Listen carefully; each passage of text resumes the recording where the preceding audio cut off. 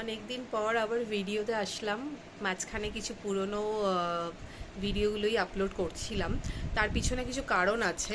নিয়মিত ঘুরতে যাওয়া বা কোথাও হ্যাং আউট বা কোনো স্পেশাল অকেশানে আমি ভিডিও করছিলাম।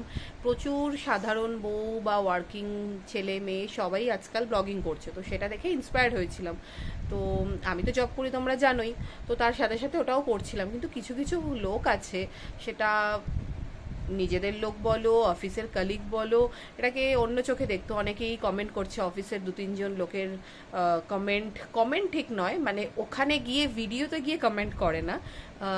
আমি অন্যভাবে জানতে পাচ্ছি। তারা বিভিন্ন রকমের কথা বলছে যে তোমাদের তো পার্সোনাল লাইফ বলে কিছু নেই, সবই পাবলিক হয়ে গেছে, ঘুরতে যাচ্ছ, সুইমিং পুলে চান করছো খালি গা হয়ে, সেগুলোর ভিডিও দেখছি। হুম। তো তোমাদের খবর আমরা ভিডিও দেখেই পেয়ে যাচ্ছি। আবার একজন ফ্রেন্ড ছিল আমার, মানে একজন মেয়ে লেডি ফ্রেন্ড, তার নাম আর নেব না। সে তো মানে এক্সট্রিম লেভেল করে দিল।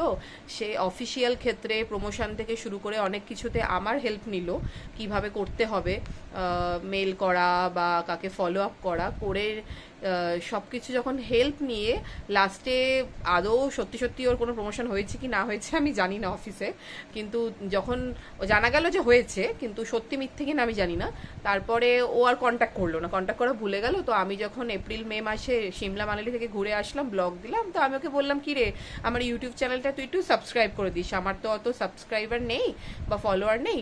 তখন আমাকে মুখের উপর বলে দিল, না আমি ইউটিউব ফলো করবো না রে, তোর সাবস্ক্রাইবও করবো না রে, আমার অত টাইম নেই ইউটিউব দেখার। তো প্লাস ওখানে আমি প্লেন স্পেলিং ভুল লিখতে, মানে ভুল টাইপিং হয়ে গেছিল, তো সেটা নিয়ে অনেক কিছু কমেন্ট করলো। তো এই সব ব্যাপারগুলো চলছিল। তো লোকের এই সব মতামত দেখে আমার আর ভালো লাগছিল না।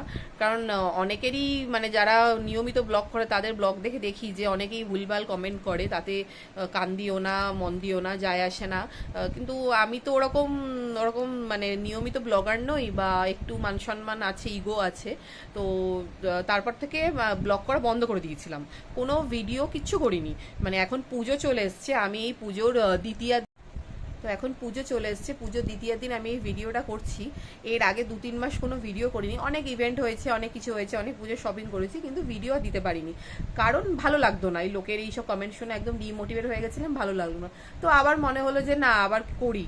আর করার পিছনে কারণও আছে। মাঝখানে আগের কিছু পুরনো ভিডিওতে আমি বারবারই বলতাম শরীর ভালো লাগে না, ভিডিও আমি বলতাম যে আমার শরীর ভালো না। তো শরীর ভালো না বলতে আমার উদ্দেশ্য এটাই যে আমি আবার কনসিভ করেছি, আমি প্রেগনেন্ট, এখন আমি অলমোস্ট 7 মান্থসের প্রেগনেন্ট। তো সেইটাই শরীর খারাপ। তো ওটাই শরীর খারাপের কারণ যে আমি আবার সেকেন্ড বার মা হতে চলেছি। আমার সোনা বাবাইয়ের সাথী একজন আসছে। তো তো এখন আবার একটু খুশি খুশি একটু লাগছে, তো মনে হলো যে চলো লোকের কথায় কান না দিয়ে আবার একটু ভিডিও করি। তো পুরোনো কিছু অনেক জিনিস ছিল যেগুলো ভিডিওতে আমার ক্যামেরা বন্দি করা হয়নি, তো শর্টে ওটাই আমি বলে নিলাম। তো আমি প্রচুর জামা কাপড় কিনেছি।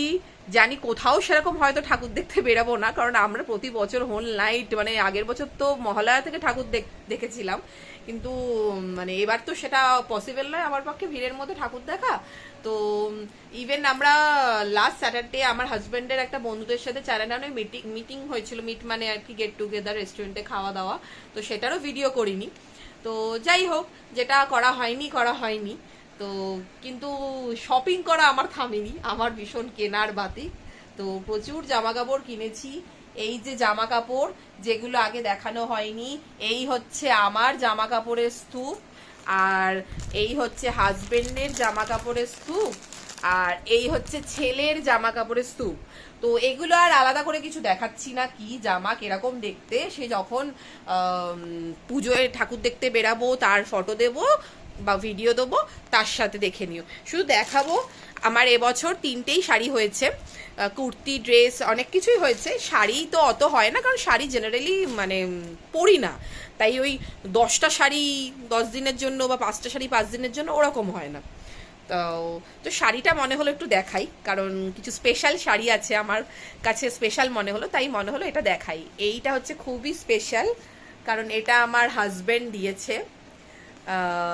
এই শাড়িটা সামথিং সাম কাতান, মানে নট, মানে কাতানের আবার ভ্যারিয়েশন আছে কাতান সিল্কের, তো সেই রকমই একটা কাতান সিল্ক, নামটা আমি ভুলে গেছি।